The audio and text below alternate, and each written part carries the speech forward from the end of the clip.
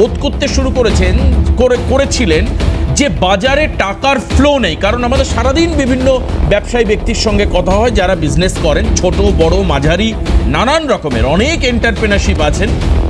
দেখবেন আপনারা যদি আজকের আমার এই কথার সঙ্গে রিলেট করেন, খানিকক্ষণ ওয়েট করবেন হাল্লা বলে, কারণ আমরা অনেক কিছু আজকে দেখাবো আপনাদের। এরকম একটা ইচ্ছা নিয়ে বসেছি। আমার পুরো প্রোডাকশন টিম তারা আমার সঙ্গে রয়েছেন, দিবাকর দা সহ আরও অনেকে। এবার বিষয় হচ্ছে যে আজ থেকে বছর 3-4 আগের থেকে মানুষ এটা বারবার বলতে শুরু করছেন যে বাজারে টাকা নেই, ক্যাশ টাকার ফ্লো কমে গেছে। আর যেহেতু তখন তৃণমূল রুল করছিল, তারা অনেকেই এই ক্ষেত্রে একটু কালির আঁচড় দিয়ে দিচ্ছিল যে 2016 সালের ডিমনিটাইজেশনের পর থেকে এই হাল বাজারের হয়েছে। আসলে কি সত্যি তাই? আসুন, যখন সব্যসাচীর লকার খোলে, যখন সব্যসাচীর বান্ধবীর বাড়িতে, নট ঘনিষ্ঠ বান্ধবী,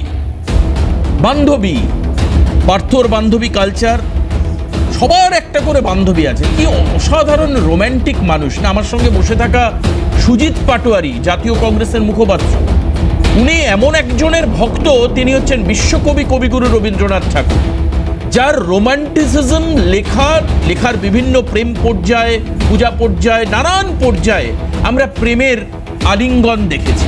প্রকৃতি থেকে শুরু করে, মানুষ থেকে শুরু করে, প্রেমের আলিঙ্গনে বিশ্বকবি কবিগুরু রবীন্দ্রনাথ মানুষকে দুবাহু ডোরে তার বন্ধনে তিনি জড়ায় নিতেন। আমাদের গর্ব ছিল। আর অন্যদিকে দেখুন, তৃণমূলের নেতারাও দুবাহু বাড়ায়, যারে পাও তাকে নাও জড়ায়। কত বান্ধবী, চিন্তা করা যায়। মানে আজকাল ইয়াং জেনারেশন, এই দেবজিতের মতো যারা আছে, তৃণমূল মুখপাত্র দেবজিৎ, দেখুন বাচ্চা ছেলে, রাজনীতি করবে, পড়াশুনো করবে, পাশাপাশি আমি দেবজিৎকে উল্লেখ করে বলছি না, বাট এটা তো প্রেম করার বয়স, ভালোবাসার বয়স। কিন্তু দেবজিতের থেকে অন্তত 3 গুণ বয়স বেশি সব্যসাচী দত্ত প্রেম করেন, 4 গুণ বেশি বয়স বেশি পার্থ চ্যাটার্জি, উনি প্রেম করেন। কি হাল!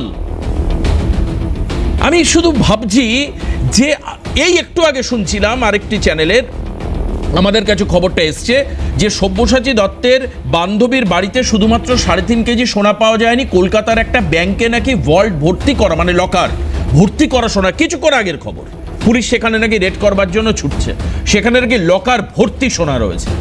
সোনার ছেলে, সত্যি তাই, সোনার ছেলে। এখন প্রশ্ন আসছে যে আজকে বিধানসভায় দাঁড়িয়ে রাজ্যের